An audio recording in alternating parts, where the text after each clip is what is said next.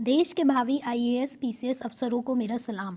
दोस्तों, यदि आप द हिंदू के एडिटोरियल्स हिंदी में खोज रहे हैं तो यह वीडियो आपके लिए ही है, इसलिए इस वीडियो को अंत तक ज़रूर देखिएगा। तो चलिए आज का एडिटोरियल एनालिसिस शुरू करते हैं।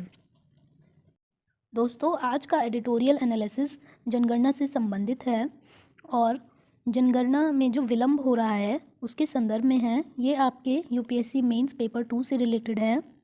तो आज के इस वीडियो में हम जानेंगे जनगणना के बारे में, जनगणना कौन कराता है, जनगणना के फ़ायदे, भारत में जनगणना पहली बार कब हुई, जनगणना के बारे में संविधान में क्या कहा गया है, जनगणना का महत्व, जनगणना में देरी के निहितार्थ, जनगणना के कुछ अन्य महत्व और आगे का रास्ता। लेख संदर्भ जान लेते हैं। दोस्तों, 10 वर्षीय जनगणना जो की जाती है हमारे देश में, उसे सरकार ने सितंबर तक के लिए स्थगित कर दिया गया है और सरकार ने राज्यों को यह सूचित किया है कि जो प्रशासनिक सीमाएं होती हैं उन्हें फ्रीज़ कर दिया जाए।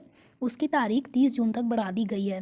तो जो प्रशासनिक सीमाएं होती हैं उसका अर्थ है कि जो हमारी डिस्ट्रिक्ट्स के बॉर्डर हैं उनकी सीमाएं, वो उनमें कोई घटाव या बढ़ाव ना हो, ताकि आसानी से जनसंख्या की जो जनगणना है वो की जा सके।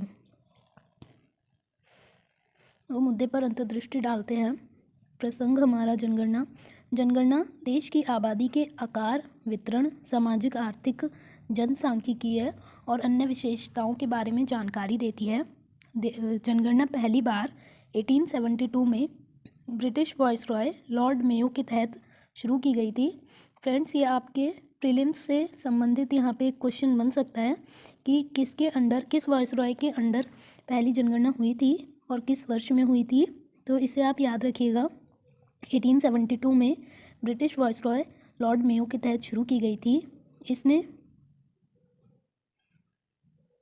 इसने समुदाय में सुधार के क्षेत्रों के उत्थान के लिए नई नीतियों, सरकारी कार्यक्रमों को तैयार करने में मदद की थी। भारत में पहली समकालिक जनगणना 1881 में हुई थी। हर साल दर साल पर तब से जनगणना होती आ रही है। तो दोस्तों, जनगणना से काफ़ी कोई जानकारी हमें मिलती है।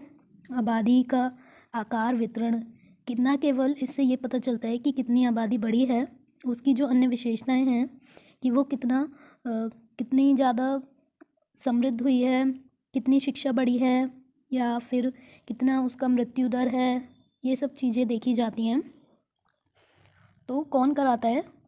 फ्रेंड्स, हमारे यहाँ जनगणना गृह मंत्रालय, जो कि भारत सरकार केंद्र के अंतर्गत है, वो करवाता है।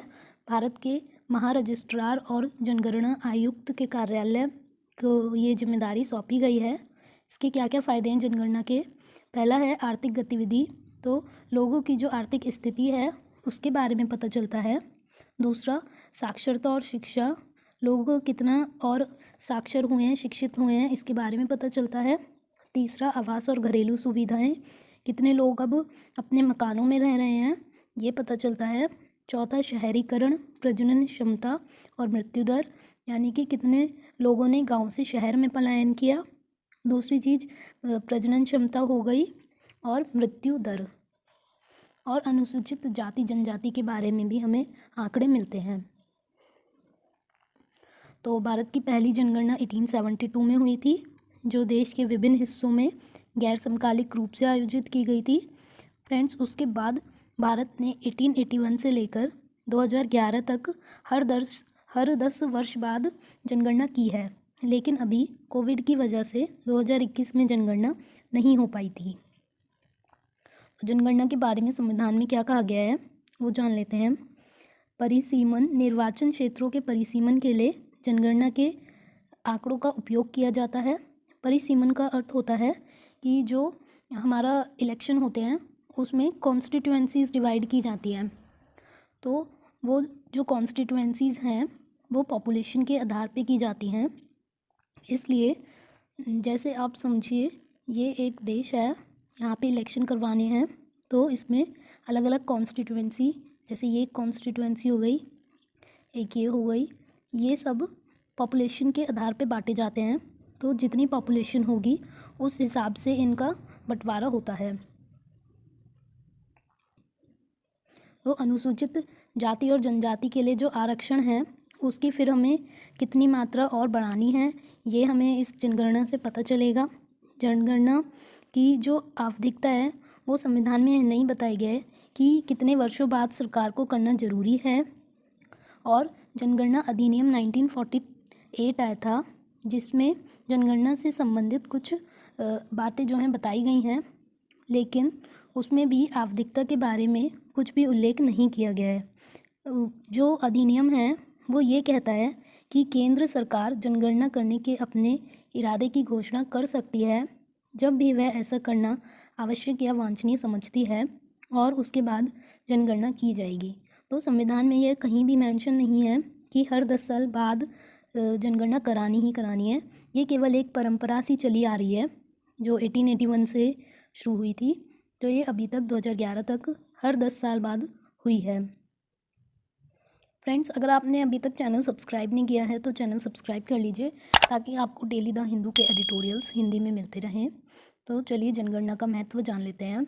जनगणना देश के हर गांव और कस्बे के लिए डेटा प्रदान करती है। फ्रेंड्स, कई सारे सर्वे होते हैं हमारे यहाँ, जैसे NSSO का सर्वे होता है या नेशनल फैमिली का सर्वे होता है। तो उनसे क्या होता है, उतना ज़्यादा डेटा हमें नहीं मिल पाता है। वो जो नमूने सर्वेक्षण सर्वे होते हैं वो केवल उच्च भौगोलिक स्तरों पर सामाजिक और जनसांख्यिकीय संकेतकों पर विश्वसनीय डेटा प्रदान कर सकते हैं। वो बहुत उच्च लेवल पर तो देते हैं, यानी कि कुछ सिटीज़ हो गई वहाँ पे हमने सर्वे कर लिया, लेकिन अगर हम गांव जाएं या छोटे जगह छोटे कस्बों में जाएं तो वहाँ पे हमें उस पर्टिकुलर एरिया का अगर डेटा चाहिए तो वो सर्वे से हमें नहीं मिल पाएगा। तो जनगणना क्या करता है कि हमें माइक्रो लेवल पे डाटा प्रदान करता है। जो जनगणना है उसके आंकड़ों का उपयोग संसद, राज्य विधानसभाओं, स्थानीय निकायों और सरकारी सेवाओं में अनुसूचित जाति जनजाति के लिए सीट आरक्षण के लिए किया जाता है। सर्वेक्षण की सीमाएं होती हैं। इसका उपयोग यह पता लगाने के लिए नहीं किया जा सकता कि कितने गांव में साक्षरता दर 75% से कम है या किन तहसीलों में लोगों को जल मिल पा रहा है या नहीं मिल पा रहा है।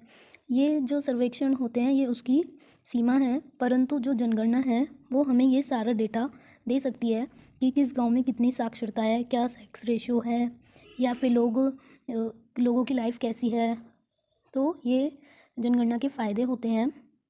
और जो पंचायत और नगर निकायों के मामले होते हैं उनमें जो अनुसूचित जाति जनजाति के लिए सीटों का आरक्षण किया जाता है उसके बारे में भी जनगणना में पता लगता है, ताकि हमें उसके अनुपात में जितनी जनसंख्या है उसके अनुपात में सीटों का निर्धारण किया जा सके।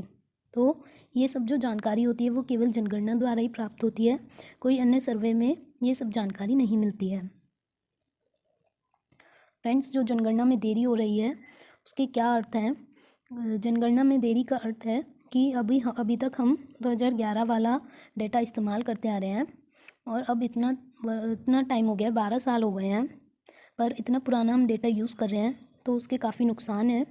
पिछले दशक में जनसंख्या में काफ़ी तेज़ी से परिवर्तन हुआ है, हमारी पॉपुलेशन बहुत बड़ी है, तो उसका ठीक से आकलन जब तक नहीं होगा तब तक हम अच्छे से काम नहीं कर पाएंगे। तो जो सीटों का बंटवारा है वो भी उनकी वजह से ठीक से नहीं हुआ है।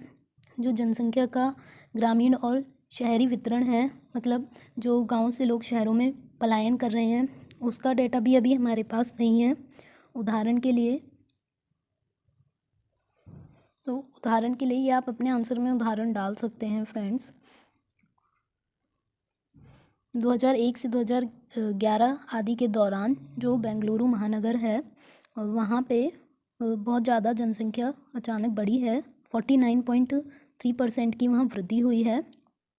और जो IT सेक्टर में हमारा बहुत ज़्यादा एकदम बूम आया है, उसकी वजह से लोगों की जॉब वहाँ ज़्यादा लगती है, लोग वहाँ ज़्यादा जाते हैं और उस शहर की जनसंख्या ज़्यादा बढ़ी है।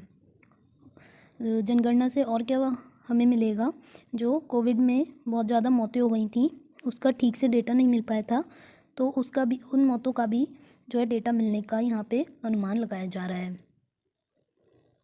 जनगणना के कुछ अन्य महत्व देख लेते हैं। इसमें प्रत्येक भारतीय की गिनती होने का वादा होता है, क्योंकि सर्वे में हर एक जने का गिनती नहीं की जाती है, वो कुछ लोगों पे किया जाता है, पर जनगणना में प्रत्येक भारतीय की गिनती होती है। राज्य को व्यक्ति से जोड़ना। एक जनगणना तब होती है जब राज्य प्रत्येक व्यक्ति से जुड़ता है और डेटा को छुपाना मुश्किल होता है। तो जनगणना से क्या होता है, उम्र, लिंग, आर्थिक स्थिति, धर्म, बोली जाने वाली भाषाएं, इन सब चीज़ों का पता चलता है, जिससे योजना बनाने में और लोगों की समस्याओं को हल करने में हमें बहुत सहायता मिलती है। महत्वपूर्ण मैट्रिक्स जैसे लिंग अनुपात में तेज गिरावट, ये आप डेटा अपने उसमें डालिएगा आंसर में, तो काफ़ी अच्छा बनेगा आंसर। जो लिंग अनुपात में तेज गिरावट हुई है 1961 और 1971 की जनगणना के बीच, भारतीयों को सचेत किया कि कैसे पूर्व और प्रसवोत्तर कारक पुत्र पूर्वाग्रह को दर्शा रहे थे और लोगों ने जन्म और अजन्मी लड़कियों की हत्या करने के लिए प्रेरित कर रहे थे। तो ये कुछ महत्व थे जनगणना के। आगे का रास्ता देखते हैं। फ्रेंड्स, इसमें सरकार ने ये भी कहा है कि हम सिंगल शॉट ऑपरेशन करेंगे, जिसका अर्थ है राष्ट्रीय जनसंख्या रजिस्टर जो NPR है, उसके साथ हम जनगणना को अपडेट करेंगे। तो ये जो NPR का मुद्दा है वो CAA जो है उससे जोड़ा जा रहा है, जिसकी वजह से इसकी थोड़ी आलोचना भी की जा रही है। तो हमें क्या करना चाहिए कि NPR जो नेशनल पॉपुलेशन रजिस्टर है उससे अलग जनगणना की जानी चाहिए, यानी कि इसमें CAA का जो मुद्दा है उसे शामिल नहीं करना चाहिए। दूसरी चीज़, इससे जनगणना को जल्द से जल्द पूरा करने और डेटा की विश्वसनीयता बनाए रखने में मदद मिलेगी। 2026 के बाद यह पहली जनगणना, मतलब जो फ्रेंड्स आपको पता होगा कि जो संसदीय और विधानसभा क्षेत्र हैं वहाँ के लिए अभी बहुत पुरानी जनगणना का प्रयोग किया जा रहा है, लेकिन जब 2026 के बाद जनगणना होगी तब ये वाली जो जनगणना है उसका प्रयोग किया जाएगा। तो एक ये भी पॉइंट है। और राज्यों के बीच जो विकास देरी में असमानता है, यानी कि जो सीटें हैं संसद की सीटें, जनगणना से हमें उन सीटों के वितरण में भी मदद मिलेगी। आज के लिए अभ्यास के लिए आप प्रश्न देख लीजिए। दोस्तों, आज का प्रश्न है, जनसंख्या शिक्षा के मुख्य उद्देश्यों पर चर्चा करें और भारत में उन्हें प्राप्त करने के उपायों को विस्तार से बताएं। तो ये UPSC 2021 का क्वेश्चन है, 200 शब्दों में है, आपको 10 अंक के हिसाब से लिखना है। अब जान लेते हैं प्रीवियस वीडियो का सॉल्यूशन। तो फ्रेंड्स, अगर आपने वो वीडियो नहीं देखा है तो उसका लिंक डिस्क्रिप्शन बॉक्स में दिया गया है, साथ ही मैंने आई बटन में भी दिया गया है। जब अगर आप वो वीडियो देखते हैं और MCQ पढ़ते हैं तभी आपको ये आंसर समझ में आएगा। तो आंसर A है कथन विश्लेषण।